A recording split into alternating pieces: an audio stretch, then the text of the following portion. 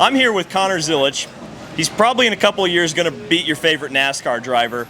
And for a 17-year-old, you've had a hell of a week and really a hell of a year. We'll get into that. But you announced a partnership with Junior Motorsports. You'll be driving for them for 4 races this year.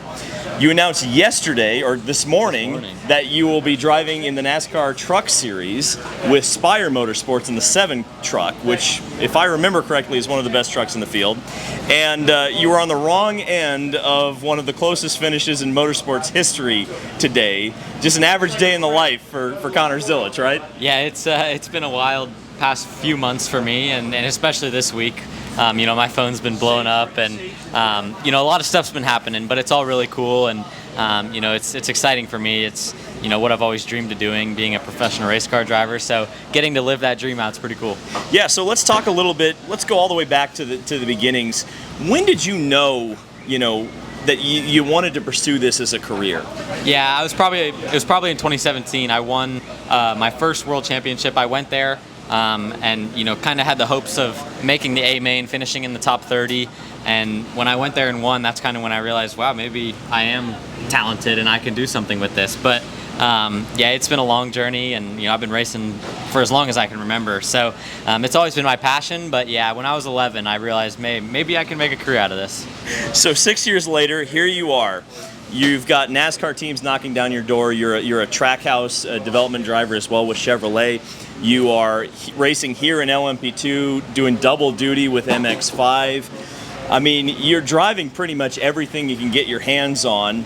What has that been like as a race car driver to adapt to so many different styles of racing?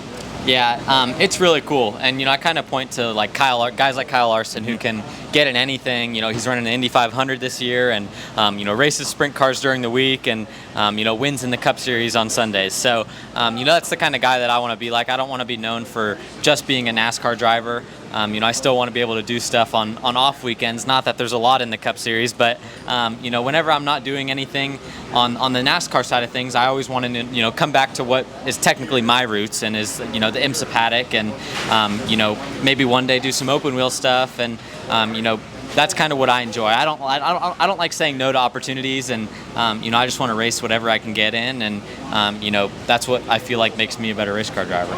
So when you're a Chevy development driver, kind of walk me through your day-to-day, because it's pretty intensive, and they do an amazing job of getting you prepared to get in all these different types of race cars. Yeah, so every day, I have to drive to Concord, North Carolina. I live in Mooresville, which is about a 30 or 40-minute drive, and all the NASCAR drivers with Chevrolet work out, and we work with Josh Wise and Scott Speed, and they make us better drivers and better people, and Josh has done a lot for me as a driver. But yeah, every day I'm there whenever I'm not at the racetrack, and I do a lot of simulator work, not only for myself, but for Trackhouse as well.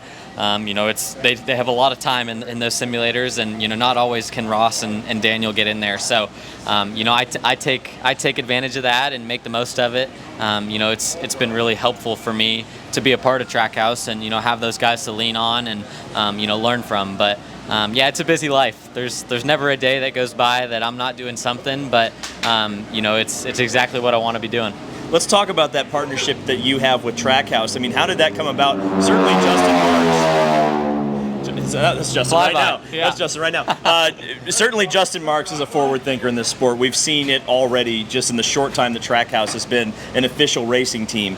So what was that conversation like to get the call from Justin and to come race for him?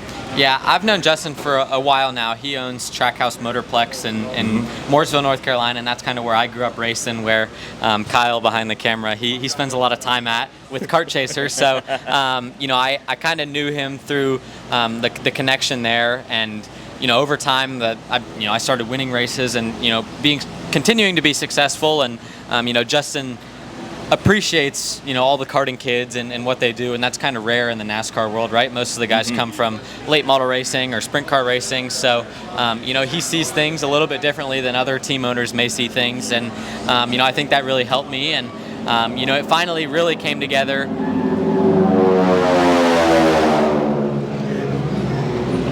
Wow.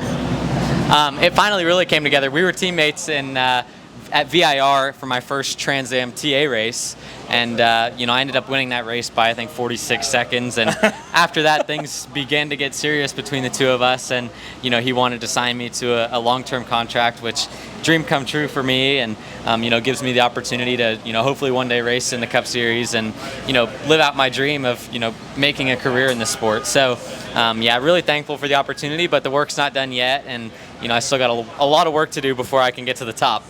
You've certainly started that path. You've started climbing the ladder. You do it next week, driving a truck for Spire Motorsports at the Circuit of the Americas.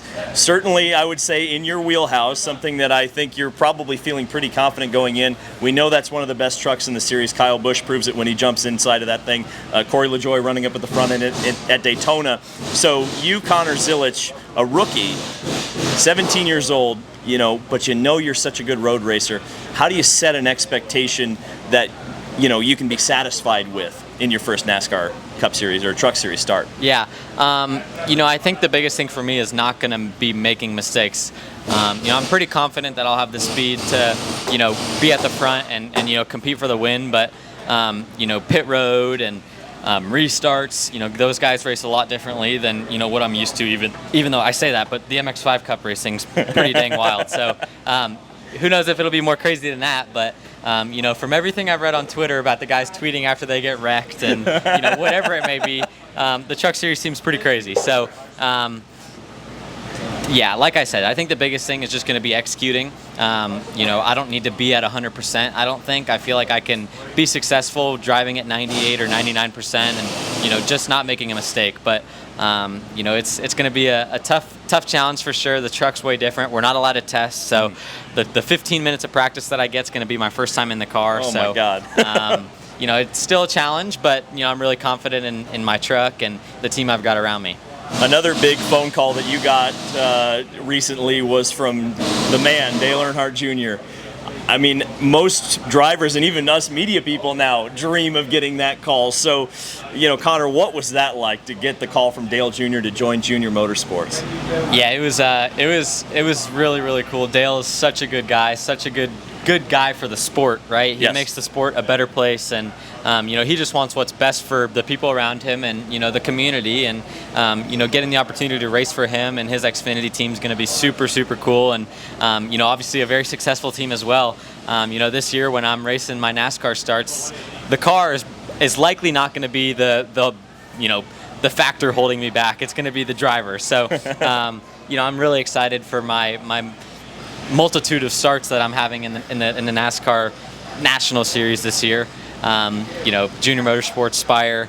It's going to be a really cool year. So I can't wait for it. The big ovals are going to be a challenge, and some of the short tracks that I'm doing in the truck are going to be a challenge as well. So I'm just very excited to get to those races, and it kind of sucks that I have to wait until September to race at Watkins Glen in the Xfinity car.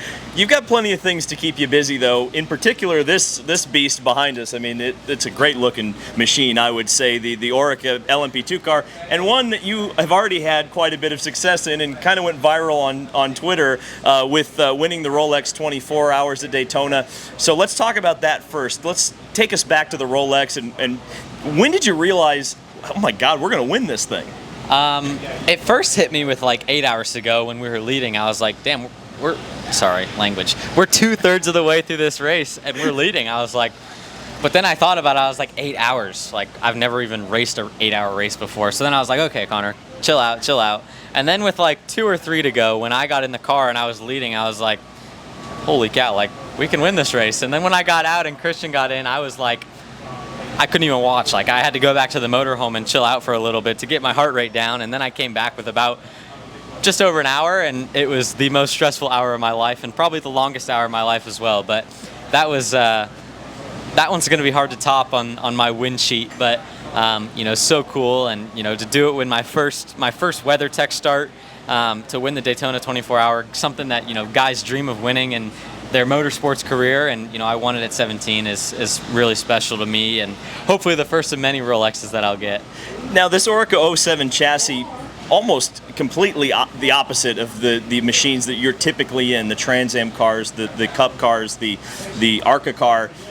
what's the key to driving this car? Because the guys we see typically that are fast in this thing are former F2 drivers, Indy Lights drivers, IndyCar drivers. With that stock car background, though, you mentioned your love of open wheel racing. What is the difficulty of maximizing the performance out of this machine? Yeah, the hardest part for me is the high speed corners, right? Using the downforce and trusting it. When I first got in the car at Daytona, I was really fast everywhere, and then the bus stop I was 3/10 off a Christian. So I feel like I can get into the corners good, and it's just the high-speed corners, especially here at Sebring, turn 1. They've had to remind me a lot of times, all right, let's brake in turn 1. And it's like, every time I go in there, I'm like, holy cow, how is this thing going to stick? But it does. And, just trusting it's been the toughest thing for me that I've had to kind of work on. But, I feel like I've gotten up to speed well. And, I think I had like the 5th best average time at Daytona. So, it's definitely not easy, and it's been a challenge, but it's been a rewarding challenge. So, I'm excited for the rest of the year. We started off the season well, and I'm hoping we can, keep that momentum going. And let's talk about that momentum. This weekend, again, you're showing your diversity off. You're driving in the slowest class here in the MX-5, very nearly got a win today, and then you're, of course, driving this car. So talk about the mindset of a racing driver on the same weekend, the same day. You've got to jump in totally different philosophies of race cars, and yet somehow you're running at the front in both classes. Yeah, it's a challenge. And when at Daytona, it was really the only time where I got out of the LMP2 car and kind of had to go straight to the MX-5, and I came out of the pits and went into turn 3 at Daytona and turned the wheel, and I was going way too fast. I was like, all right, I'm not driving a prototype right now. So that was the only time I've actually kind of had an oh moment when I was driving. But it's been really cool getting to go back and forth, running some of the coolest series in motorsports around the world, and getting to do it at such a young age. And it's definitely been an experience and a learning. I've had to learn a lot, but it's well worth it, and it's made me a lot better of a driver. So I'm thankful that I've gotten all these opportunities to drive these cool cars. So I guess we'll finish the interview off with this. We'll almost make it like a time capsule. Let's say 10 years from now in your career, what are some boxes that you want to tick? Yeah, first one, my number one goal is I want to become the youngest Cup Series champion. Okay. That's ever since I started working with Josh Wise, that's been his, goal. And, with me as a driver and, Chevrolet, Justin Marks as well, they all have agreed that, this is a feasible goal, and, it's possible. I think 24 is the youngest right now, so I still got, you're good. 5 or 6 or 7 years to make it happen. So, hopefully I'll succeed in the Xfinity Series when I race those races this year, and hopefully end up in a full-time car next year in either the truck or the Xfinity Series. And it's going to be a challenge for sure. I've got a lot to learn still, but that's my number one goal. I want to get to Le Mans. I want to win the Le Mans 24-hour race. That's as soon as I won Daytona, I was like, man, that's cool, but I want to win Le Mans. So I got to get that one as well. And those are my 2 bucket lists that I want to win. And then, after that, those top 2, like the Daytona 500, the milestone, the big races in NASCAR, those come next. But a Cup Series champion and a Le Mans 24-hour winner and a Daytona 24-hour winner, which I've already got, that would be a pretty cool CV.